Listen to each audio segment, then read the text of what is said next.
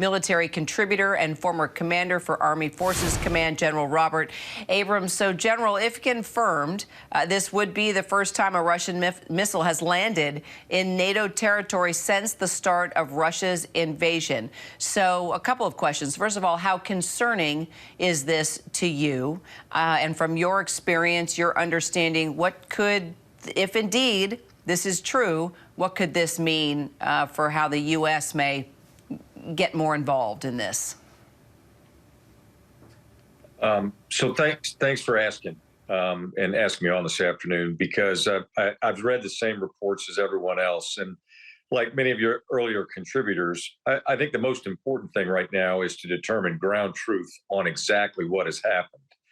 And the people who we need to hear from the most is the Polish government. They have the most skin in the game. They have the most equity in what occurred. So we should hear from them first. Of course, it's concerning if the preliminary reports that this is a Russian missile is true. It's a tragic loss of life. But we should all take a step back, breathe deep, and try to ascertain exactly what happened and why it happened before we start going down the route of choosing different options on how Poland, the United States, or NATO might respond. All right. So do you think that, and I know we got to find out exactly what's going on the ground, but would the U.S. need to adjust its force posture there in Ukraine if indeed we confirm that this is true?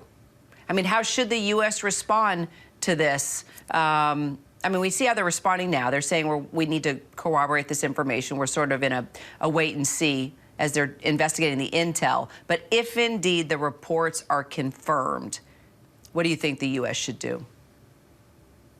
Well, Kara, the most important thing that I think all the listeners need to understand is at the onset of this war in Ukraine on 24 February, the United States, and specifically the Department of Defense, has already made numerous force posture adjustments into the European continent and specifically into Eastern Europe.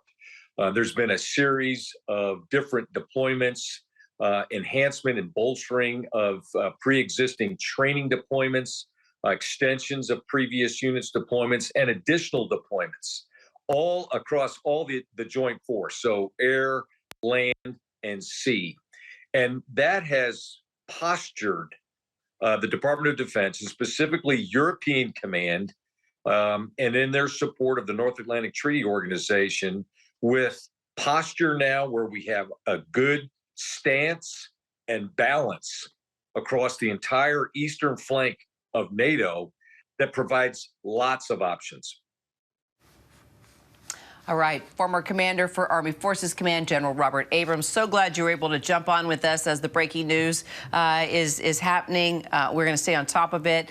Please let us know if you get any other intel, have any thoughts. We want to stay on top of this because this definitely could change the dynamic of this war in Ukraine for sure, and the role of the United States and our military.